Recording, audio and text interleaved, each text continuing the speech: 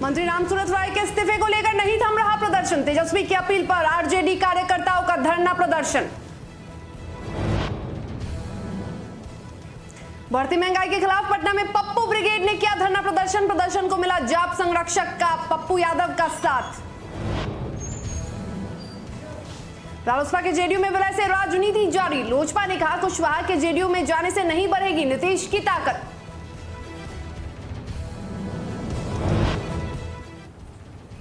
निजीकरण के खिलाफ बिहार में दिखा हड़ताल का असर। हड़ताली बैंक कर्मियों ने केंद्र सरकार के खिलाफ खूब उगला आग।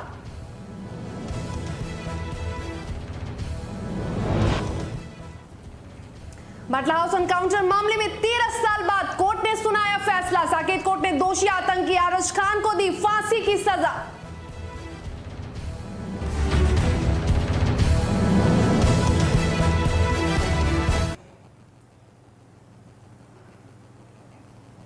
नमस्कार, आप देख रहे हैं डीटीवी भारत। आपके साथ मैं हूं शर्मिला चौहान। बुलेटिन की शुरुआत करेंगे इस वक्त की बड़ी खबर के साथ। 2008 के बाटला हाउस एनकाउंटर मामले में दिल्ली की साकेत कोर्ट ने दोषी करार दिए गए आतंकी आरज खान को फांसी की सजा सुनाई है। बता दें कि कोर्ट ने इसे रेयरेस्ट ऑफ रेयर केस मानते हुए फांसी की सजा सुनाई है और आरज खान पर 11 लाख रुपए का जुर्माना भी लगाया है। कोर्ट ने जुर्माने की रकम में से 10 लाख रुपए शहीद इंस्पेक्टर मोहन चंद शर्मा के परिवार को दिए जाने के आदेश दिए हैं।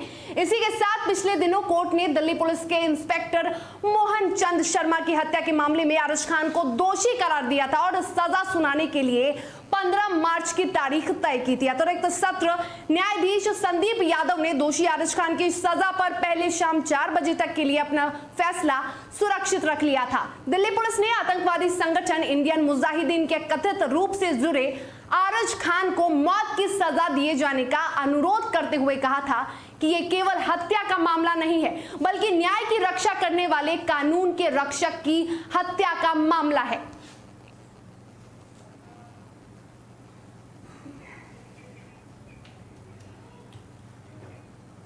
राज्य विधानसभा की कार्यवाही के पहले विधानसभा अध्यक्ष विजय कुमार सिन्हा ने बैठक की और सर्वदलीय बैठक जिसमें तमाम दलों के विधायकों ने हिस्सा लिया और इस बैठक में बिहार में शराबबंदी को लेकर बुलाई गई विधानसभा के सभी दलों की बैठक बिना किसी नतीजे के समाप्त हो गई। हम आपको बता दें कि आज बैठक में उप मुख्यमंत्री तारकिशोर प्रसाद, विपक्ष के नेता तेजस्वी यादव, शिक्षा मंत्री विजय कुमार चौधरी, कांग्रेस विधायक दल के नेता अजीत शर्मा, माले नेता महबूब आलम समेत अन्य लोग मौजूद रहे और इस बैठक में विपक्षी दलों ने बिना किसी नतीजे के समाप्त होने का आरोप लगाया। बता दें कि बैठक के दौरान तेजस्वी यादव ने अपने सवाल का जवाब नहीं देने का हवाला दिया और उस दौरान उन्होंने मंत्री प्रमोद कुमार से यह कहा कि कैसे आपको मंत्री बना दिया गया। तेजस्वी की इन बातों से सत्ता पक्ष गरमा गया और वहीं बैठक समाप्त होने के बाद माले नेता महबूब आलम ने भी ये आरोप लगाया कि बैठक बेनतीजा रही। उन्होंने आरोप लगाया कि सरकार शराबबंदी के मुद्दे पर सदन में बहस कराना नहीं चाहती है, ऐसे में हम लोग चुप नहीं बैठेंगे।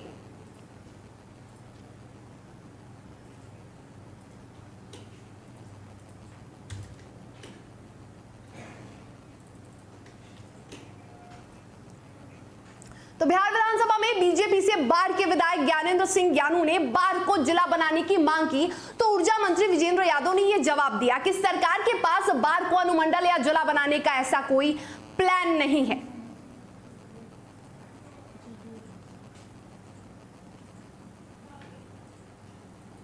महोदय, 2005 में ही पब्लिक मीटिंग में मुख्यमंत्री ने आश्वस्त किया था कि जैसी सरकार बनेगी तो फर्स्ट कैबिनेट में बाढ़ को जिला बनाया जाएगा।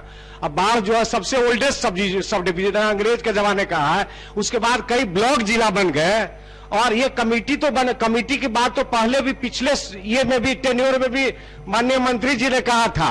ये 8 साल पहले से कमेटी बनी हुई, 8 साल पहले कमेटी उप मुख्यमंत्री की अध्यक्षता में बनाई गई। पूछ लीजिए पूरा कह रहे कि 8 साल पहले ये कमेटी बनाई गई, आज तक कुछ नहीं हुआ।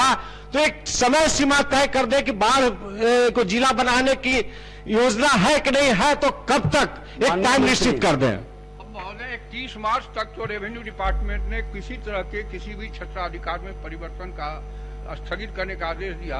अप्रैल में माननीय सदस्य चर्चा करेंगे जो दिखा देगा। ठीक नहीं तो मतलब एक मिनट मतलब कहने का मतलब है कि अगले वित्तीय वर्ष में बन जाएगा जिला, जानना चाहता हूं कि अगले वित्तीय वर्ष में 21-22 में बाढ़ जिला बन जाएगा। माननीय मंत्री, नहीं कहा, अप्रैल में उठावेंगे तो देखेंगे क्या किया जा सकता है। अभी कोई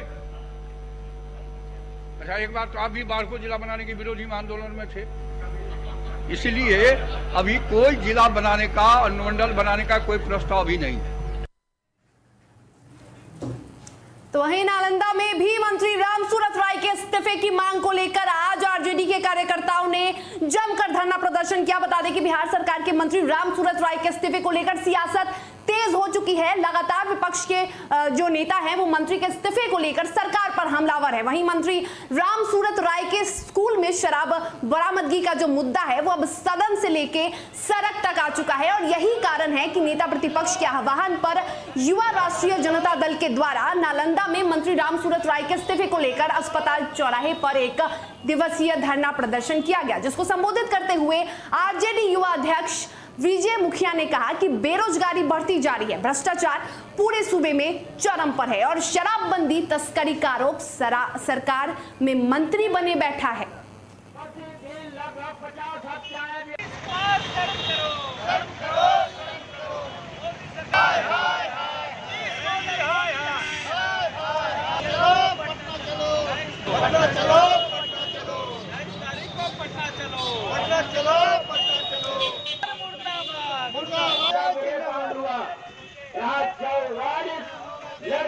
डीयू के मंत्री के द्वारा जो शराब बिचवाया जा रहा है, उनके स्कूल में जो शराब पकड़ाया है, इससे प्रतीत होता है कि शराब जो सरकार के मिली भगत से शराब की माफियाओं को सह दिया जाता है। और मंत्री को तो अविलंब बर्खास्त कर देना चाहिए अभी तुरंत। जिस तरह से विधानसभा के अंदर हमारे नेता आदरणीय प्रतिपक्ष के तेजस्वी जी ने जिनको बोलने नहीं दिया, उन्हें प्रूफ के साथ सब कुछ साबुत रखे कि ये मंत्री जी का स्कूल है, हम प्रूफ दे रहे हैं। उन्होंने प्रूफ मानने से इनकार किया।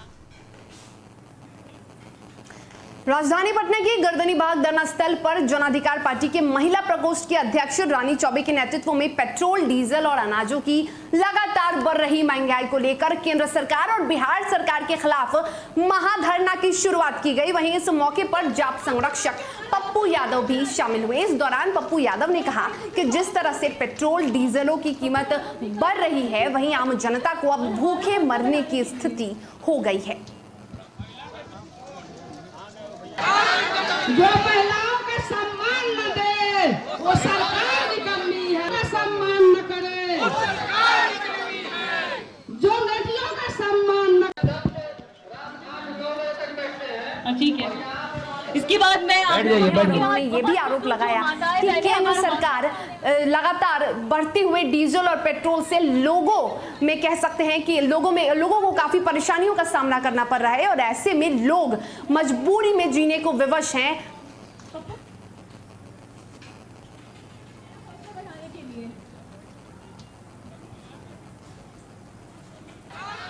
जो महिलाओं का सम्मान न दे वो सरकार। आज जाप महिला प्रकोष्ठ का महाधरना शुरू हुआ, जहां बढ़ती पेट्रोल और डीजल की कीमतों के खिलाफ आज प्रदर्शन हुआ, और आज इस प्रदर्शन में जाप सुप्रीमो पप्पू यादव भी शामिल हुए और उन्होंने भी आज अपने कार्यकर्ताओं का साथ दिया। उन्होंने ये भी कहा कि बढ़ती डीजल और पेट्रोल की कीमतों से जनता परेशान है, और केंद्र सरकार पे यह आरोप लगाया कि वो इसमें कमी करे और इससे बढ़ते हुए दामों को कम करे।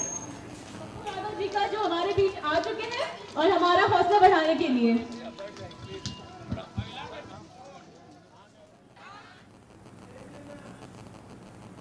नालंदा से, जहां रालोसपा के जेडीयू में विलय होने के बाद लगातार राजनीति तेज हो चुकी है। ऐसे में नालंदा में विधानसभा क्षेत्र से लोजपा के पूर्व प्रत्याशी रामकिशोर प्रसाद उर्फ पप्पू ने संवाददाता सम्मेलन कर लोजपा और जेडीयू पर जमकर हमला बोला, और इस दौरान रामकिशोर प्रसाद ने कहा कि लोजपा की बढ़ती ताकत को लेकर आरएलएसपी घबराकर जेडीयू में विलीन हो चुकी है, लेकिन हर इस कदम से जेडीयू के जनाधार में कोई वृद्धि नहीं होने वाली है, बल्कि प्रतिदिन जेडीयू का जनाधार घटता ही जा रहा है। नीतीश कुमार जी घबरा गए हैं और माननीय उपेंद्र कुमार कुशवाहा जी जदयू में विलय कर गए हैं। तो यह जो विलय हुआ है तो आने वाले विधानसभा चुनाव में या लोकसभा चुनाव में यह जो मार्ग प्रशस्त करता है वो विलीन होने का मार्ग प्रशस्त करता है। आने वाले चुनावों में जदयू पार्टी विलीन हो जाएगी, उनका सुपड़ा साफ हो जाएगा। ये मुख्यमंत्री नीतीश। वहीं केंद्र सरकार ने देश की आर्थिक व्यवस्था को मजबूत करने के लिए वित्तीय वर्ष 2021-22 के बजट के दौरान आईडीबीआई बैंक के अलावा 2 और सरकारी बैंकों का निजीकरण करने की बात कही थी, जिसके बाद निजीकरण के फैसले से नाराज देश के सरकार सबसे बड़े बैंक कर्मचारी संगठन United forum of banking union ने देश में बैंकों के निजीकरण पर नीति के खिलाफ 2 दिवसीय हड़ताल का आह्वान किया और लगातार प्रदर्शन कर रहे हैं। प्रदर्शन करने से लोगों को कितनी परेशानी हुई, ये रिपोर्ट देखिए।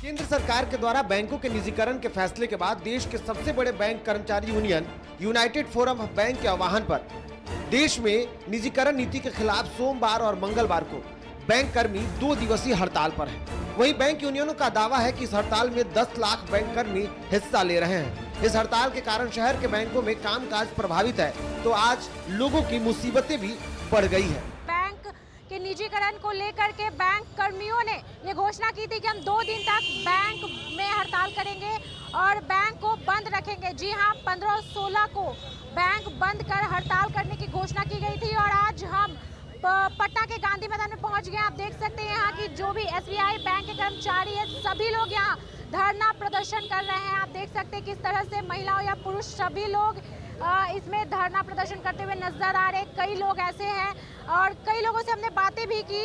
उन्होंने कहा है कि बैंक का निजीकरण करने के बाद हमें काफ़ी ज़्यादा परेशानी होगी, साथ ही साथ आम पब्लिक को भी परेशानी होगी। जी हाँ, जिस तरह से सरकारी बैंक में जिस तरह से काम हो जाते हैं और लोग जितना इस पर भरोसा कर सकते हैं, प्राइवेट पे बिल्कुल भी नहीं करेंगे। और इसको लेकर के हमने बातें भी की है और आप यहाँ का नज़ारा देख सकते हैं। लगातार यहाँ 1 घंटे से लोग यहाँ पर बैठे हुए हैं, प्रदर्शन कर रहे हैं और सरकार से मांग कर रहे हैं कि जो निजीकरण किया गया है उसे खारिज करे, उसे बंद करे। उन्होंने कहा है कि अगर आज और कल सरकार हड़ताल के बाद भी नहीं मानी तो हम आगे भी हड़ताल जारी रखेंगे। वहीं देश में चल रहे बैंक हड़ताल का असर बिहार में भी देखने को मिल रहा है।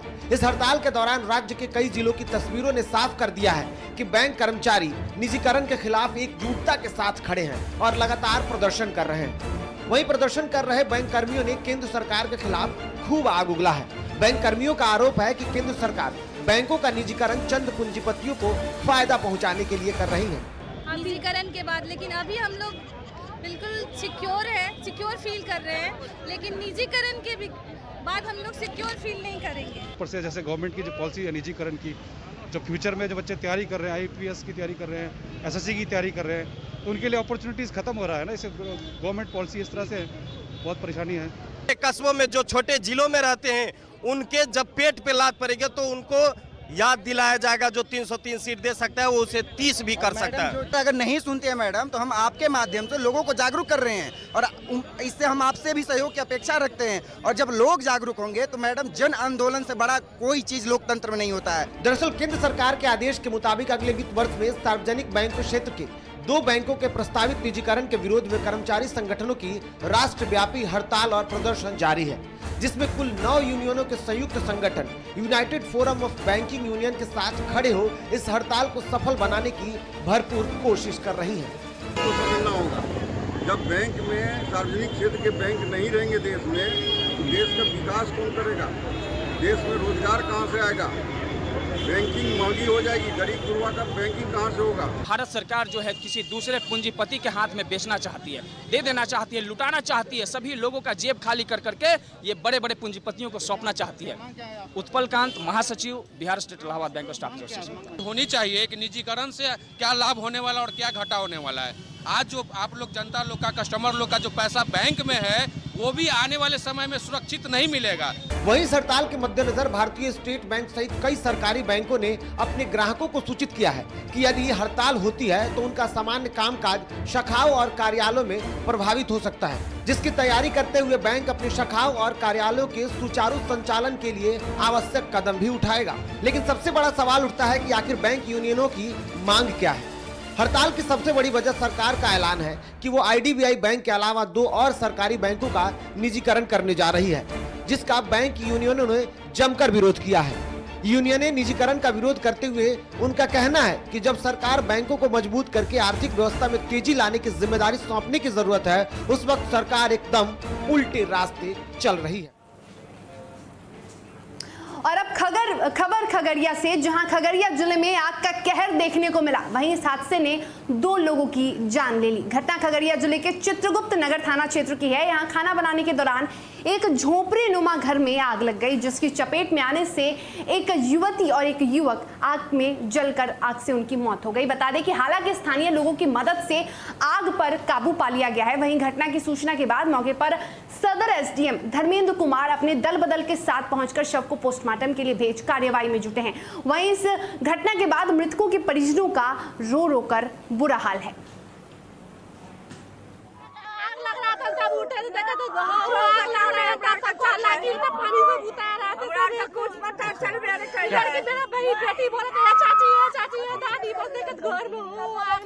क्या तो लोग जल गए हैं? हम लोग खाना बना रहे थे चूल्हा पर से। तो पता चला है कि इस झोपड़ी में आग लग गई है। हम आए तो देखे कि जले हुए पोस्टमार्टम के लिए भेज गए। 2 हैं। रोहतास जिला मुख्यालय सासाराम के नगर थाना क्षेत्र के भारतीगंज में जमीनी विवाद को लेकर हुई मारपीट में एक व्यक्ति गंभीर रूप से घायल हो गया, जिसे सदर अस्पताल में भर्ती कराया गया। वहीं घायल युवक ने बताया कि पुराने जमीनी विवाद में दायर मुकदमे को उठाने को लेकर यह विवाद हुआ था, जिसमें पीड़ित के छोटे भाई ने अपने बेटों के साथ मिलकर उसकी जमकर पिटाई कर दी। वहीं मामले को लेकर पीड़ित ने आरोपियों के खिलाफ थाने में आवेदन दर्ज कराया है। चाय पीने आए करीब 6:30 बजे शाम सुबह बस्ती मोड़ पर जे हुआ सब चाय पी के बढ़े आगे। बस हमारा भाई अजय कुमार चौरसिया, उनका 4 लड़का हमको मारने लगे लोग। कट्टा उट्टा भी था, नाक पर हमारे था से कट्टा से मार दिए लोग, लाते फैटे कट्टा उट्टा भी लोग चमकाने लगे। बोले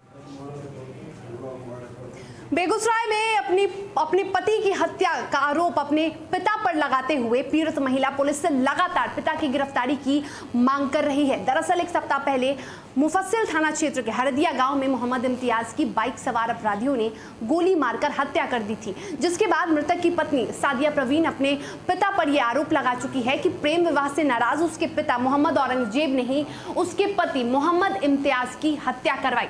लेकिन प्रशासन के द्वारा मिली भगत को लेकर अब तक औरंगजेब को गिरफ्तार नहीं किया जा सका है, जिसको लेकर पीड़िता न्याय की गुहार लगा रही है।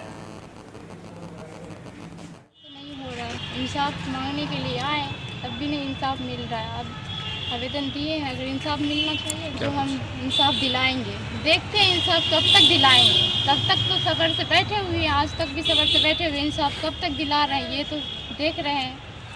और पिछले हुए वो तो एक बार भी देखने के लिए भी नहीं गया है। नहीं देखने आते हैं। नहीं, वो तो खुशी हो रहा है जो छोड़ दिया। कोई जाते नहीं थाना पे तो खुशी हो रहा है।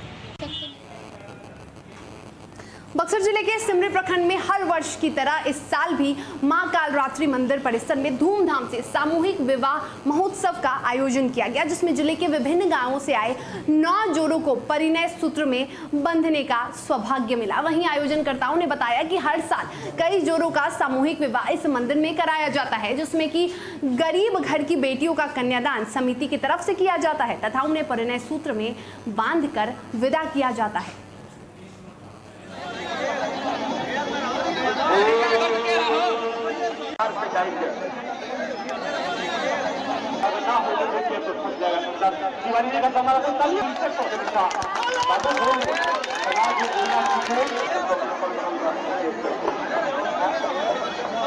ग्यारह वधू वरुओं की शादी होने जा रही है। हमारे मुख्य रूप में यहाँ के डमडम राय जी जो जिला परिषद के उनके द्वारा ये सारा कार्यक्रम आयोजन किया गया है। यहाँ के कमेटी के लोगों को उनके द्वारा आयोजन किया गया है। हमने देखा कितने बड़े पैमाने पर आसपास के सामाजिक लोग और साथ में बहुत ऐसे परिवार है जिनके लड़का और लड़की का शादी हो रहा है। ये एक बहुत सराहनीय पहल है। इस समाज में इस तरह का कार्यक्रम और आगे। तो बता दें कि आज गुरु माता की पुण्यतिथि द्वारका कॉलेज स्थित HDFC ATM के सामने भवन में मनाया गया और इस आयोजन में आपको बता दें कि देश प्रदेश से दूर दूर से आज गुरु भाइयों ने हिस्सा लिया और इसके साथ ही आज उन्हें भावभीनी पुष्पांजलि और श्रद्धांजलि अर्पित की गई।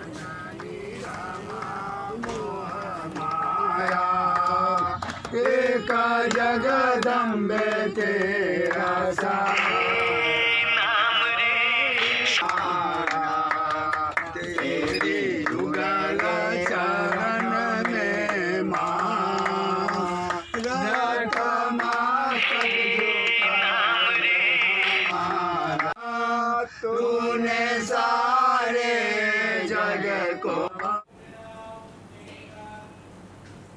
बेगूसराय में शहर के गांधी स्टेडियम में समारोह आयोजित कर जिले भर के स्कूलों से चयनित दिव्यांगों ने आज हिस्सा लिया और दिव्यांग बच्चों के बीच बिहार शिक्षा परियोजना के द्वारा शिक्षा पदाधिकारी रजनीकांत प्रवीण के हाथों उपकरण का वितरण किया गया। आपको बता दें कि चयनित 62 बच्चों को जहां व्हील चेयर दिया गया, वहीं 221 छात्रों का श्रवण यंत्र और 50 दृष्टिहीन बच्चों के बीच जरूरी उपकरण भी वितरित किए गए। और इस दौरान जिला शिक्षा पदाधिकारी रजनीकांत प्रवीण ने बताया कि दिव्यांग बच्चों के बीच भी शिक्षा को बेहतर बनाने के लिए ये पहल किया गया है। तो आपको बता दें कि आज दिव्यांग बच्चों के बीच कई जरूरी सामानों का वितरण किया गया और दिव्यांग बच्चों के लिए एक खास समारोह का आयोजन किया गया और इसमें कई लोगों ने हिस्सा लिया और इसके साथ ही बड़ी संख्या में दिव्यांग बच्चों के बीच आज जरूरत के सामानों का वितरण किया गया। उपलब्ध कराएंगे। के बच्चे उनको ब्रेल किट दिया जा रहा है। यह समारोह करके वितरित किया जा रहा है। व्हील चेयर 62 बच्चे का है और जो बच्चे हियरिंग इम्पेयरमेंट है, कम सुनाई जिनको देता है, उनको 221 बच्चों को श्रवण यंत्र, 50 बच्चे को दृष्टि दिव्यांग बच्चे को ब्रेल किट का निःशुल्क बिहार शिक्षा परियोजना की तरफ से वितरण किया जा रहा है। पटना के ओल्ड बाईपास रोड में मेडिफिनो हॉस्पिटल का उद्घाटन किया गया, जिसमें PMCH के सीनियर डॉक्टर भी शामिल हुए और आज उद्घाटन के बाद मरीजों को भर्ती भी किया गया। और आज पहला ऑपरेशन बता दें कि शाम को हुआ, जिसके साथ ही आज मरीजों का मुफ्त इलाज होगा, केवल उन्हें दवाइयों के पैसे ही देने होंगे।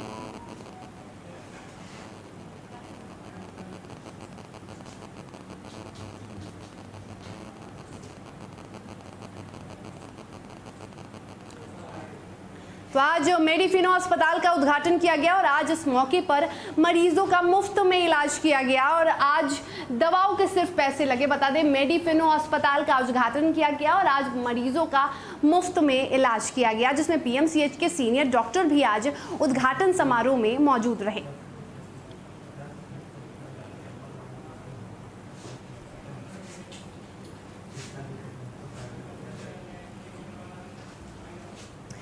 और इसी के साथ इस बुलेटिन में फिलहाल इतना ही। मुझे दीजिए इजाजत और आप देखते रहिए DTV भारत। नमस्कार।